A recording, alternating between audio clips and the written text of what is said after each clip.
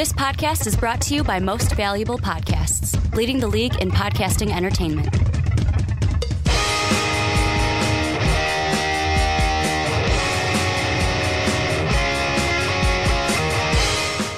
What's up, everybody? Ricky Widmer here, along with the Mark Weber. What's up, Emmys? And we are back for another edition of the Onside Kick right here on Most Valuable Podcast, your one-stop shop for all the news. And I say analysis, but really I've been thinking about it. We don't really analyze. We just give our opinions. Analyze. Yeah, news and opinions, I'll say, for the NFL. And this week we got a jam-packed show looking at kind of the Super Bowl. We'll dive more in depth next week, but we've got a premiere. It's never too early to talk about the Super Bowl. That's what Wilbon said today. Then we're looking at the coaching hires. Pat Shurmur, you've got Steve Wilks, you've got Mike Vrabel in Tennessee. We're going to look at all of those guys. However, before we get started, got a little housekeeping, going to get through it quick. Number one, if you have not already, check out patreon.com in the description. Patreon.com/Most Valuable Podcast. Just a way for you guys to help support the channel. Also, we're selling MVP t-shirts. I don't know why I did this. I got it. Because Mark's got it on.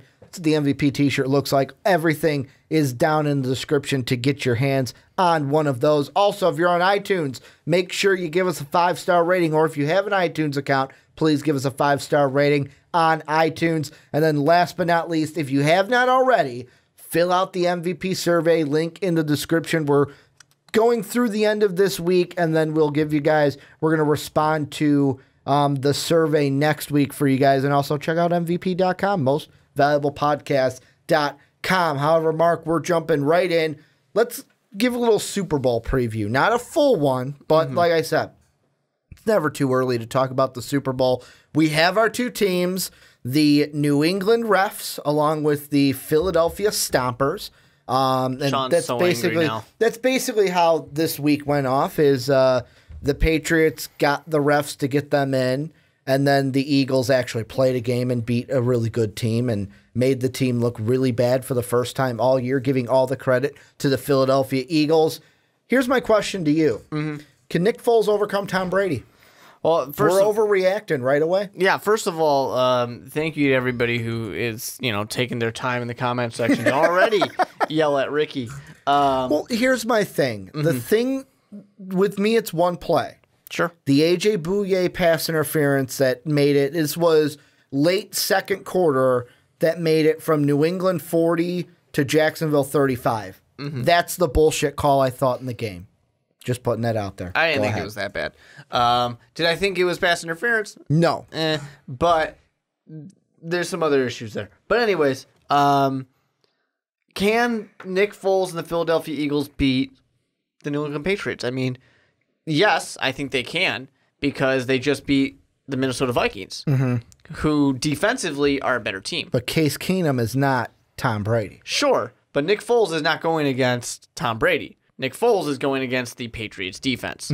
So when I look at it like that. I say Nick Foles doesn't have to worry about Tom Brady. He has to worry about beating a lesser defense than the Minnesota defense. And I think that he can do that. Without a doubt, I think he can do that. Now, the flip side is that you got to stop Tom Brady. Yeah. And that's a different thing. That's going into the question about, the Philadelphia Eagles, how their defense is going to hold up.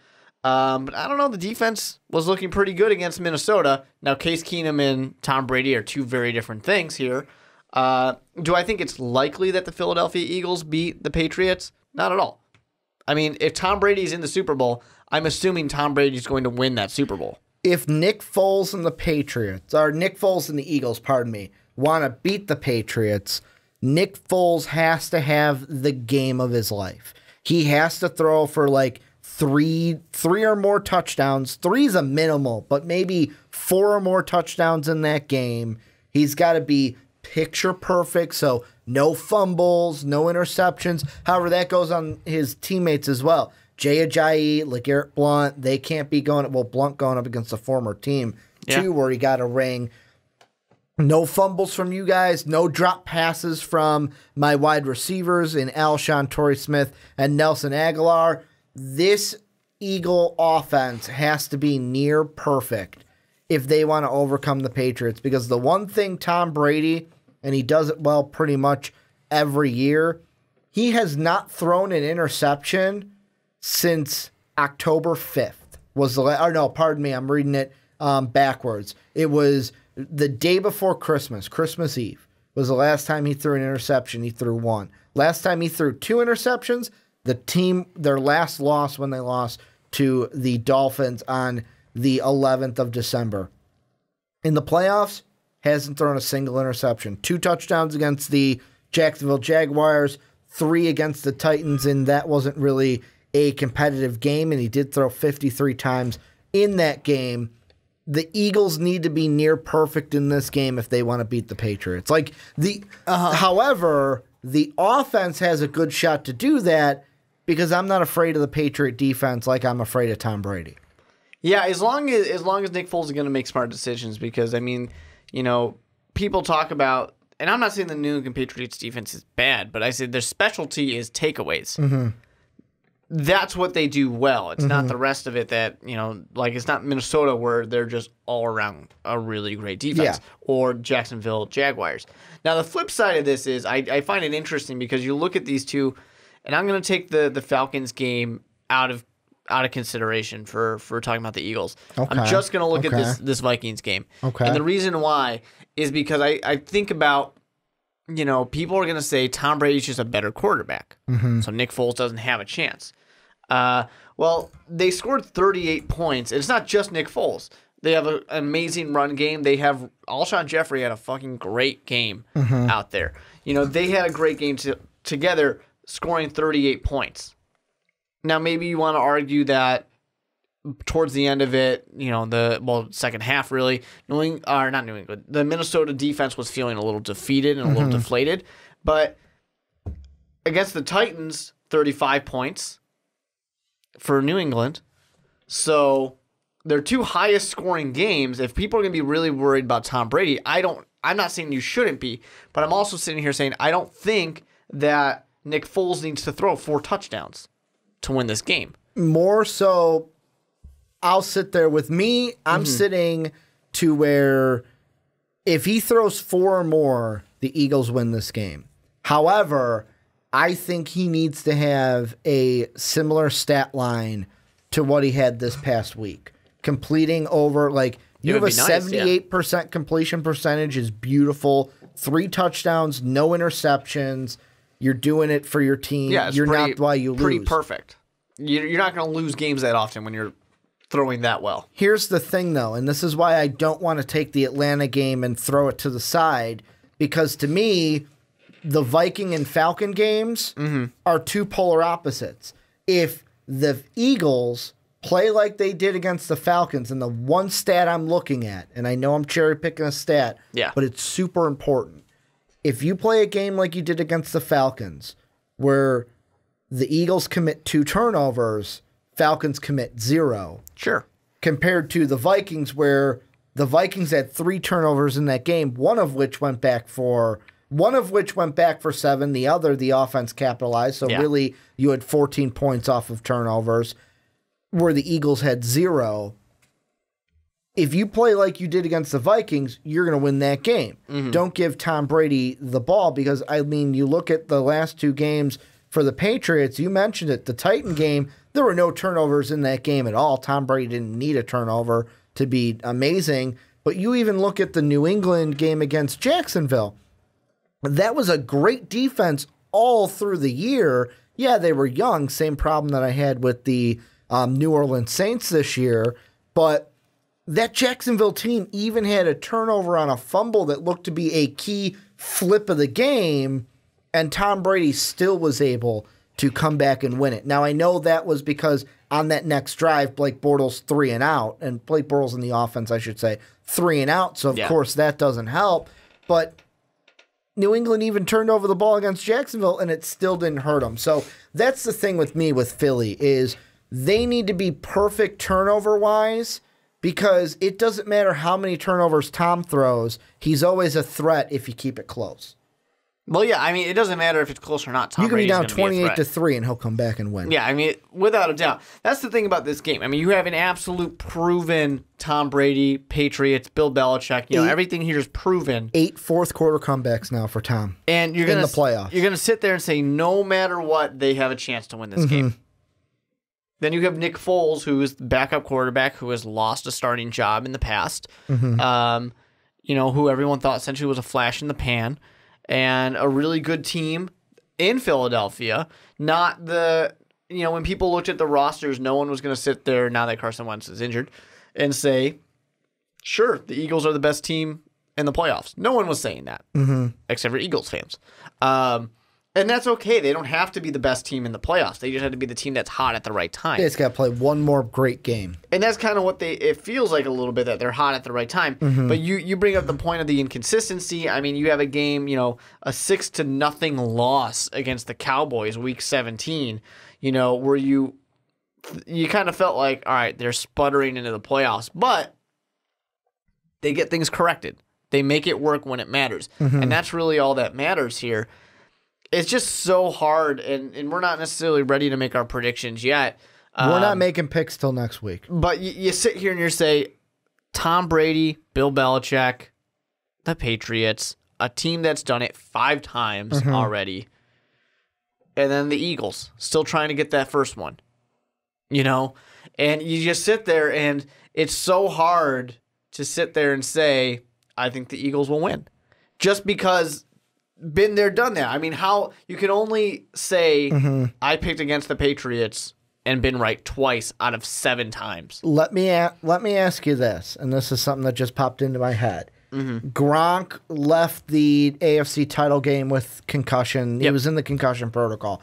Yeah, he's going to have 2 weeks to get through that. There's a good possibility he could get through that to play. Let's say he doesn't. Let's say he's not good to go. How does that play into it? If Gronk can't go for the Super Bowl, they've won a Super Bowl without Gronk before. But they can do it again. But do you think at all that moves the needle at least slightly towards the Eagles? Slightly, sure. I mean, you don't have one of the best receiving weapons on that team, but you still have the best receiving tight end in the league. Yeah, you still have quality wide receivers out there. I mean, without a doubt, when it comes to the wide receivers, I'm going to give the edge to the Philadelphia Eagles. I like their wide receivers better. Now, if we're counting Gronkowski in there, then okay. Well, I like Gronkowski better than I like the tight ends for the Eagles. You know, obviously quarterback I like better, but I like the running backs better over in Philadelphia.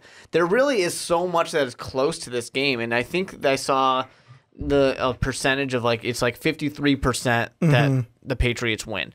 It's a really close game. It is a really close I'm hoping it's a close game. I'm hoping it's a good game.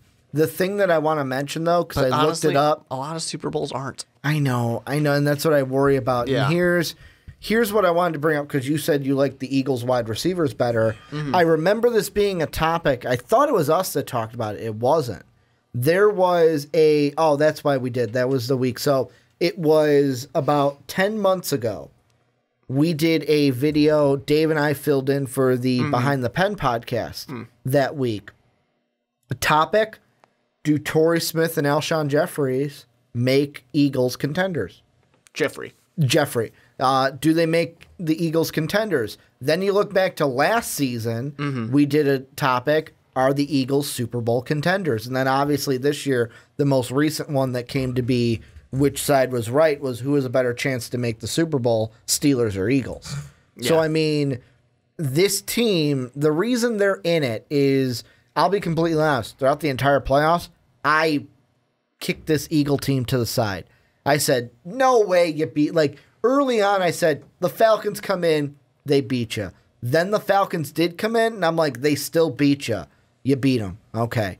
Then my Vikings come in. Emotional win. We're coming in. We're winning. We're going home to play the Super Bowl. Odds are we went home to clear out our locker room so that Tom Brady can move in to that locker room, because they're going to have the home locker room for the Super Bowl, because I believe they're wearing the whites for it. Or would they be the Rhodes with whites? Whatever. Doesn't matter. Clearing out the locker room so the Eagles or the Patriots could have it. And this is the thing where I want to throw this at you, where Doug Peterson has been using the whole underdog thing and playing up the underdog thing. Yeah. Do you think that motivation has one more game in it, or does it run short for the Super Bowl? No, I think it does have a good motivating factor. As on the flip side, I think there's potentially a lot of people in the Patriots locker room that might sit there and say, "We got this," because we're the Patriots. Yeah. Just you almost lost last week to a young Jacksonville team. Yeah, for sure. And I'm not going to say that they would have almost lost because they got cocky. I don't think that's it at all. No. But I think it's possible that you could get cocky out there, especially a guy like Tom Brady. I don't think Tom Brady gets cocky. I mean, he is cocky because he's quarterback. All quarterbacks are cocky. But you're talking about the fan base gets cocky. Is that what you're saying? No, and that's not necessarily what I'm saying, although I think that is how it's coming across. So, yes, that fan base is cocky. But on the flip side, the other fan base, the Philadelphia Eagles, are a very rowdy fan base. Yeah. Just Chicago things here, because we're in Chicago. Patrick Sharp was talking about his time in Philadelphia when he used to play for the Flyers. And he told a story about how they were playing the Maple Leafs, and there was a car there with Canadian license plates, and that car did not look the same when the game was over. Now, this is just one anecdotal story, but he actually brought up the point. He says, funny, he's like, maybe that was a Flyers fan who just happened to live in Canada, and look what you did to their car. Maybe. Anyways, not relevant. I just wanted to bring up Patrick Sharp. The one thing I will... I'll get go to ahead, and then I'll throw it out. Where I'm getting with the cockiness, all quarterbacks are cocky, sure, but Tom Brady's not a guy who I worry about losing a game because he's cocky. His is more competitiveness. If you have a random depth player or backup, someone who's going to come in, maybe it's a special teams player who's not that important when you look at the...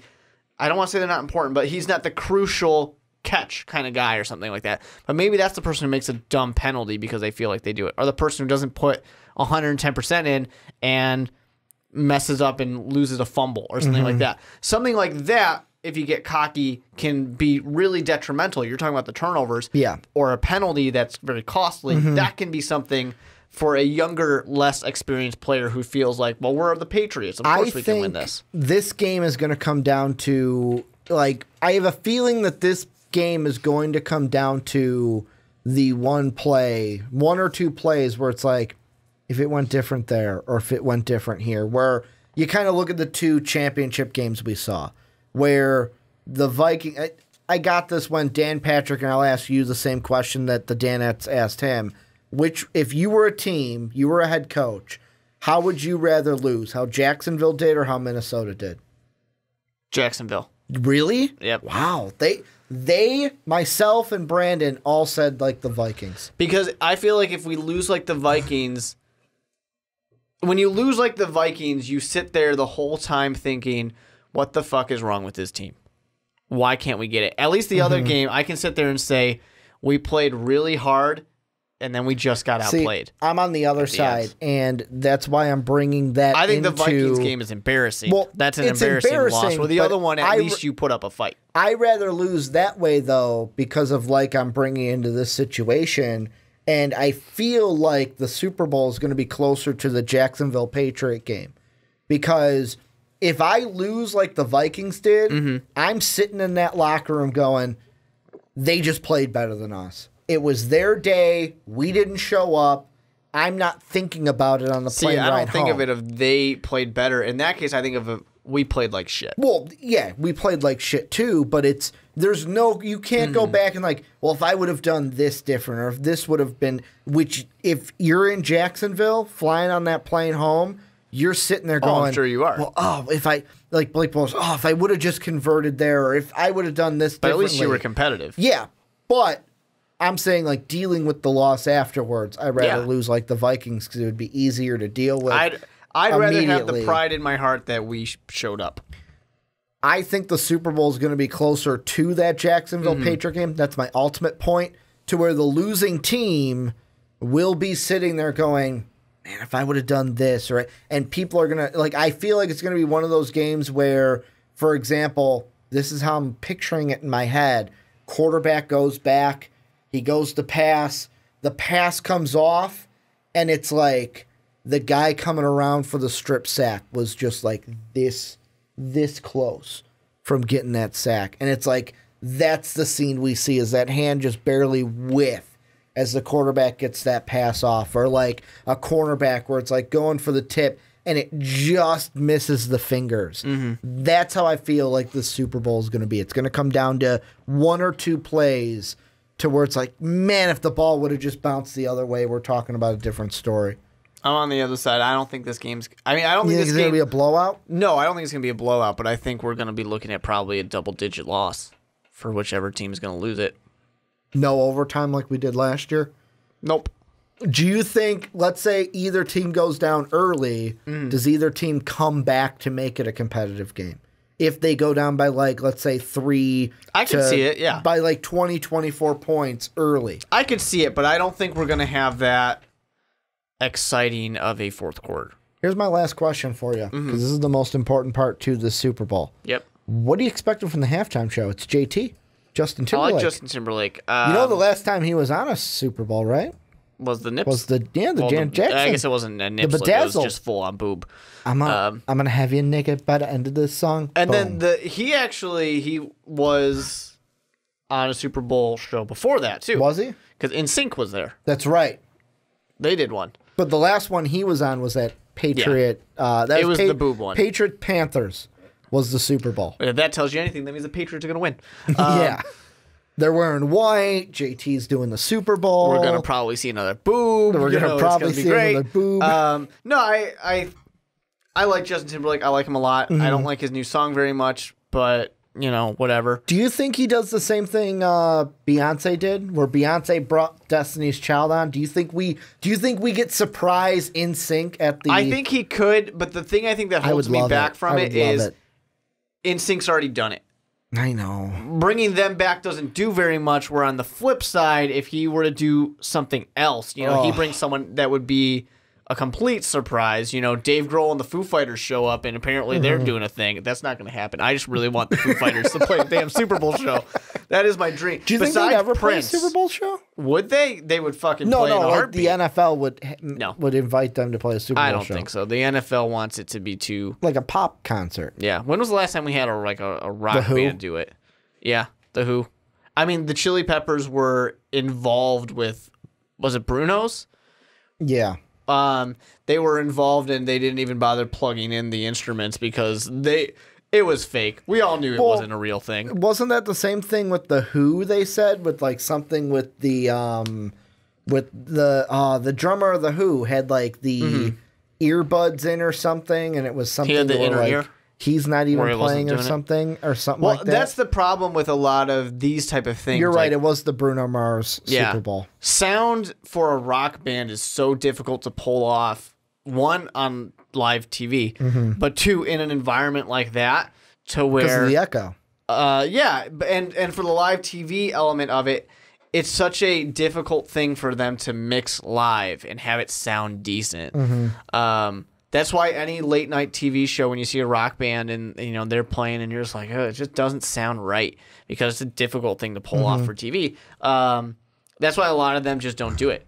They pre-record stuff and then they just play that instead. Well, and this is the last thing I'll do before I kick it to them. It's kind of like what they always, when I was trained in music, they would always say like, oh, if you're going to sing the national anthem in a stadium, put the earbuds in, don't listen to what you hear. Yeah. Just sing it and just go, okay, I'm going through it, and don't listen to what you hear because that sound's bouncing back at you. Shout out to Prince in his Super Bowl performance. That was probably my I loved Bruno Mars performance. I thought he did a great job. This would have been Prince the Super Bowl. Badass. This would have been the one to have Prince at.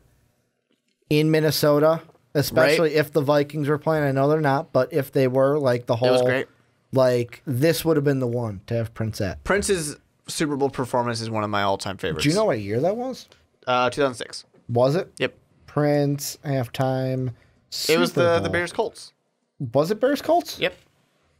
I'm fact-checking. Yeah, no. Yep, you're right, 2007. Yeah. I just wanted to fact-check Or 2007. a little bit. I'm sorry, Well, not 2006, 2007. That's the thing I hate. Wikipedia goes off of, like, the season it was. Yeah. I always go off of what year the Super Bowl was in. And that was 2007 was what that was in. However, we are totally off topic. I am kicking it off to you guys now. Let us know what you guys think down below. Can Nick Foles overcome Tom Brady? And what are your early thoughts on Super Bowl LII heading into the Super Bowl in 2 weeks.